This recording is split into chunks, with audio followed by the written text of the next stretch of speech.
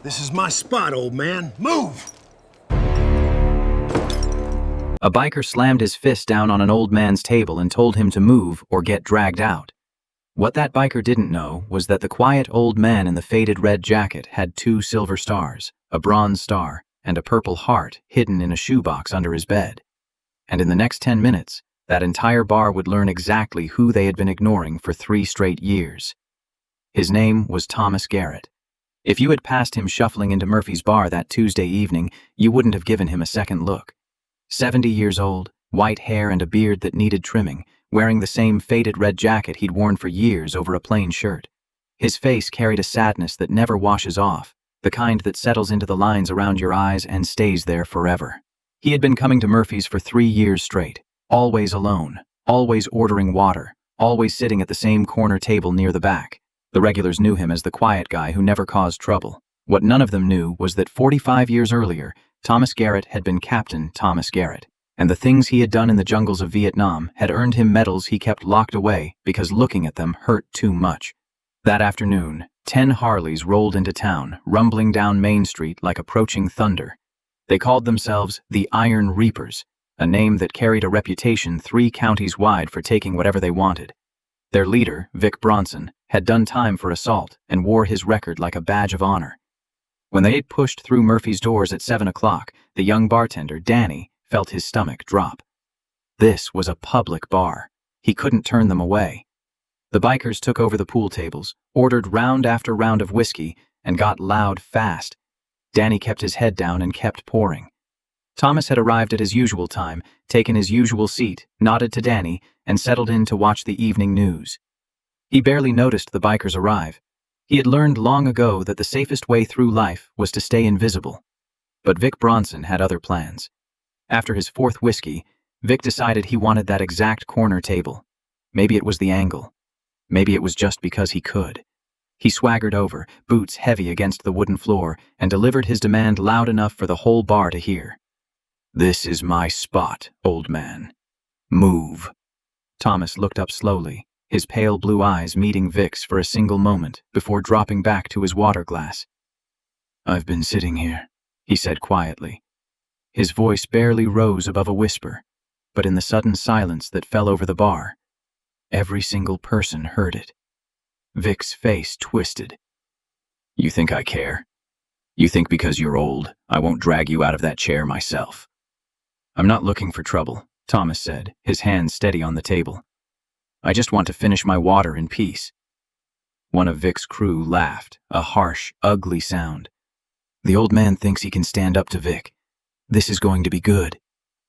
Danny reached for his phone under the bar, his hands already shaking, and dialed 911 just as Vic grabbed Thomas's water glass and hurled it against the wall. It shattered into pieces, water streaming down the faded wallpaper. "Now you got nothing to finish," Vic sneered. "Get up and get out, or I'll put you through that wall next." Thomas stood, but not the way Vic expected. He didn't scramble. He didn't cower. He rose slowly with a kind of deliberate movement that spoke of old training, old discipline burned into muscle memory that never truly fades. He was shorter than Vic by half a foot, lighter by 50 pounds, but something in the way he stood made Vic take an involuntary step backward. "You don't want to do this," Thomas said, his voice still quiet, but with something underneath it now, something that made the hair on Danny's neck rise straight up. Vic recovered his bravado fast. "Old man, I've broken bigger guys than you for breakfast." Thomas didn't respond. He just stood there, hands at his sides, his sad, serious expression never wavering. The tension in the room was thick enough to choke on. Vic's crew started closing in, forming a slow semicircle. This was about to turn ugly. Fast. Danny finished his call, whispering urgently into the phone. "We need police at Murphy's bar right now. There's about to be a fight." But before Vic could make his next move, the door swung open and a police officer stepped inside. He wasn't alone. Behind him walked a figure who made half the bar gasp out loud. Colonel James Mitchell, United States Marine Corps, retired, walked into Murphy's bar in full dress uniform.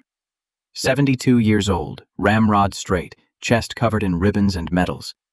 He had been the town's chief of police for 15 years before retiring, and everyone in that room respected him. What nobody understood yet was why he was here, why he was in full uniform, why his face looked like a man who had just received the most important phone call of his life. The young rookie officer who had taken Danny's call, a kid named Peters, had heard the description, an old veteran in a red jacket about to get beaten by bikers, and made the decision that likely saved his own career. He called Colonel Mitchell directly.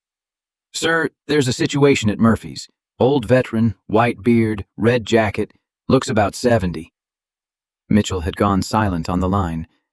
Then he said 3 words that made Peters's blood run cold. "I'll be there." When Peters arrived to pick him up, the colonel was already standing in full dress blues, and there were tears in his eyes. Vic Bronson turned when the door opened, ready to bark at whoever had just walked in, but the words died in his throat the instant he saw Colonel Mitchell.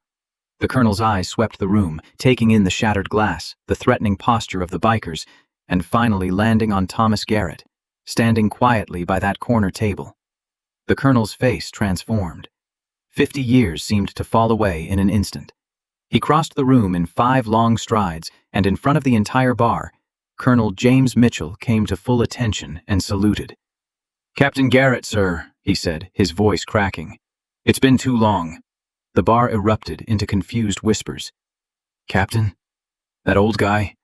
Thomas returned the salute slowly, and for the first time in 3 years, the people at Murphy's watched him smile.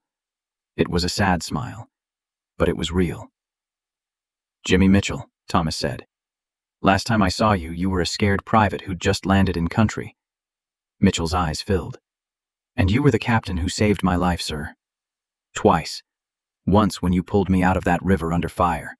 Once when you talked me down from ending my own life after we lost Patterson and half the crew. You gave me a reason to keep going. You told me I had a future worth living for." The colonel turned to face the entire room, and his voice carried the full weight of 4 decades in uniform. "This man," he said, pointing at Thomas, "is Captain Thomas Garrett. He served 3 tours in Vietnam. He holds 2 silver stars, a bronze star with valor, and a Purple Heart. He led a platoon through some of the worst fighting of that entire war, and he brought more of his men home alive than any other officer in his battalion.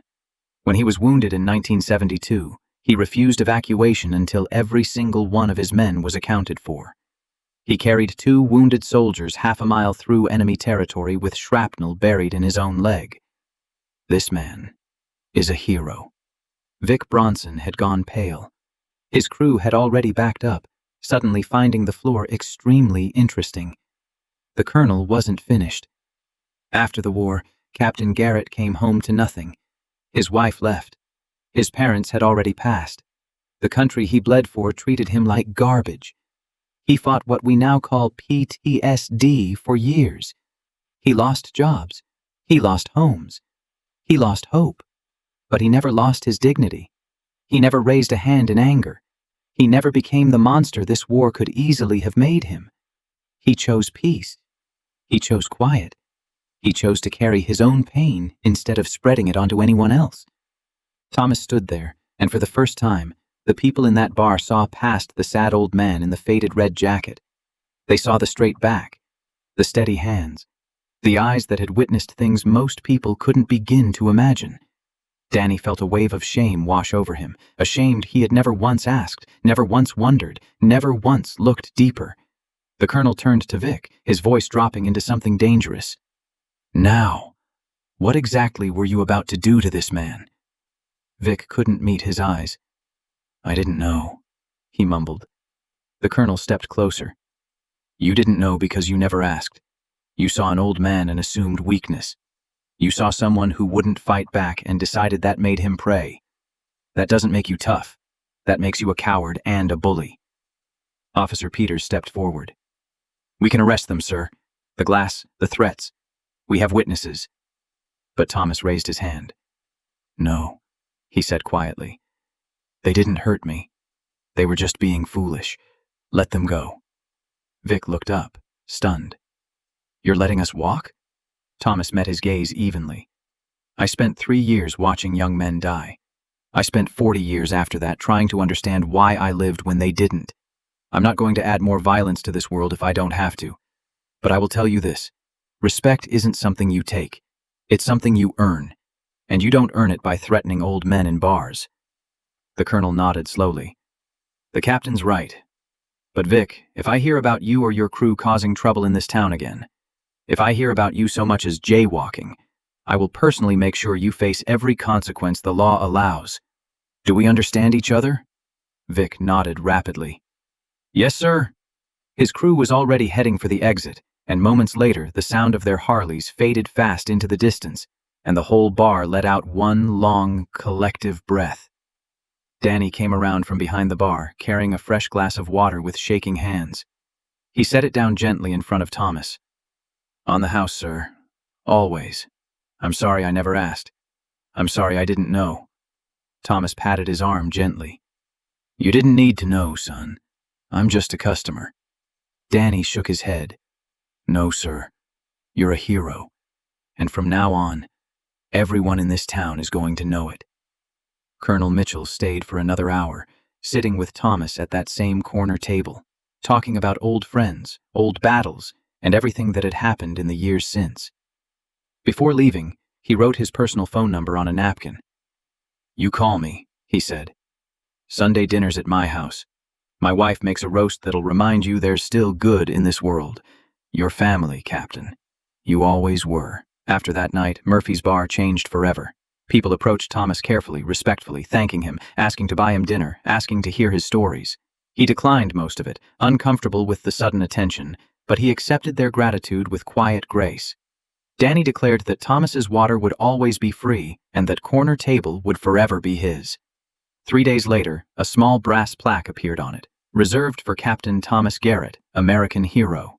Word spread through the small town fast. The local newspaper ran his story. The VFW invited him to speak. He politely declined, but he did start showing up to their monthly breakfasts.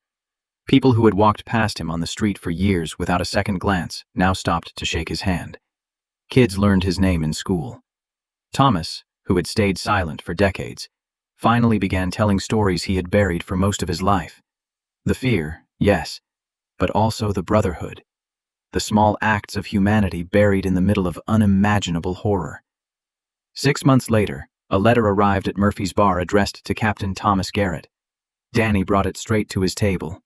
Inside, written in rough, uneven handwriting, was a short note. "Captain Garrett, I was the fool in that bar. I've thought about that night every single day since. You could have had me arrested. You could have let your friend destroy me. You didn't. You showed me mercy I never deserved. I've been thinking hard about what you said about respect, about earning it. I'm in therapy now, trying to become better, trying to earn something I once tried to take by force. Thank you for the lesson.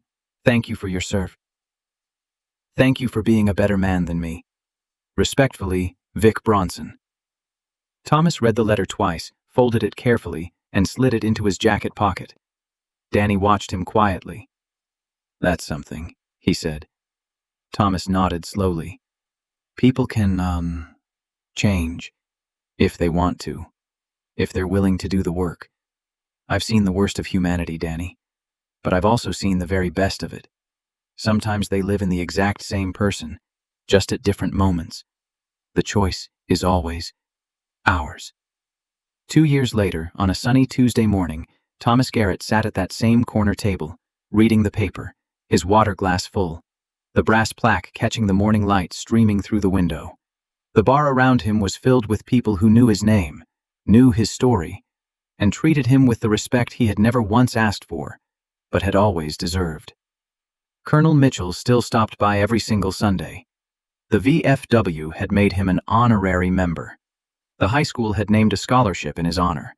But more than any of that, Thomas Garrett was no longer invisible.